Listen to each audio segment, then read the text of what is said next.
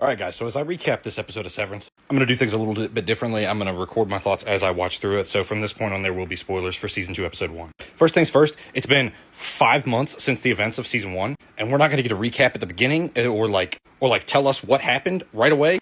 I didn't expect them to, but come on man, I gotta know! She'll be happy to mind your balloons while we chat. Don't worry, Mark, we have revamped all of our severance protocols, so everything is taken care of. Yeah, that's fine, Mr. Milchick, but when did we start hiring children?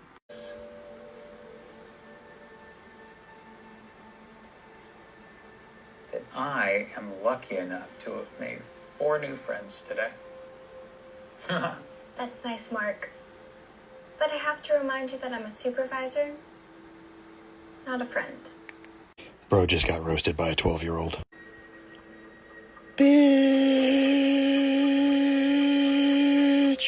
Dylan's biggest concern being his belt is absolutely hysterical. He is the funniest character, and you cannot change my mind.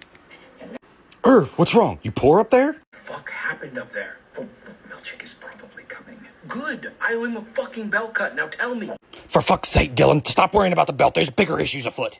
Don't worry, Lumen employees. We heard your complaints, and we have made changes, they said as they made absolutely no changes. I managed to catch a slight spoiler that some people thought that Helly R has been replaced with whoever this is. And I just don't think that's the case. And I think the main reason they're saying that is because she told a lie to not let them know that, who she actually is as her outie or whatever. But, when she's talking to Mark one-on-one and she says that we're not the same, between us and our outie, we're not the same people, I think that's a pretty clear indication, in my opinion, that she's not a replacement. She obviously dislikes who she is on the outside. And it makes sense that she doesn't want to tell them who she is on the outside, because all that would do is hurt them, because realistically, her outie is the whole reason that Severance is trying to be normalized. Her outie is pretty obviously a disgusting person. I don't know that if I was in her position that I would want to tell my friends that either. I think she should, but again, it's her secret to tell. Irv didn't want to talk about what he did. Why would she want to talk about what she went through up there? She clearly had it worse than most everybody else, because she realized just how awful her outie is. I am curious, though, as to people who have watched this show. If you were an innie, and I understand this is a hard position to put yourself in, but if you are an innie, would you want to never have to come back to work? Because that essentially means you're at the end of your existence. Is a terrible existence better than none? Is only being able to have the relationships that you have at work better than being able to have no relationships at all? This is a pretty good parallel to a very hot political topic that I'm not going to get into, but it's an interesting thought to have.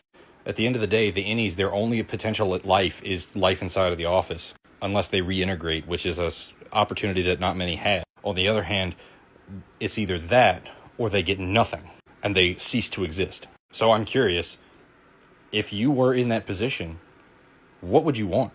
Just curious. But I woke up in my apartment. What? I was standing in front of some kind of easel. Fuck, there's easels up there. For fuck's sake, Dylan. Dylan's one-liners are killing me this episode. Dude, Lumen just gets crueler and crueler. Incentivizing people to stay so that they can have, their innies can have outie family visitation, so they can have a relationship with people on the outside. But the only way they get to do that is as a perk of doing their job within Lumen, knowing that if they don't go along with it, they can never see those people and they will cease to exist. Or they can stay there, do their job, and get the perk of being able to do that. That is cruelty at its finest, and manipulation at its finest. There are so many parallels to complex emotions, circumstances, and other topics just in this episode alone. The further you get into the show, the more it just, or at least with me, the more it just blows me away of how, deep these topics go.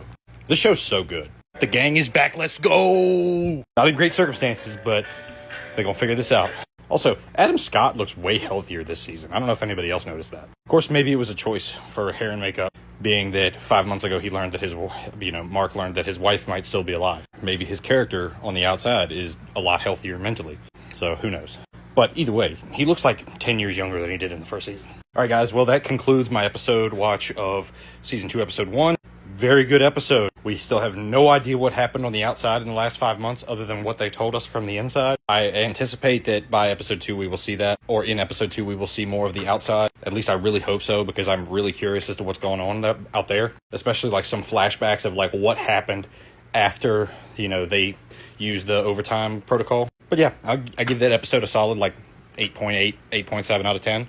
Thoroughly enjoyed it. Hope you guys enjoyed my commentary on it. That being said, I'll see you guys later. Peace.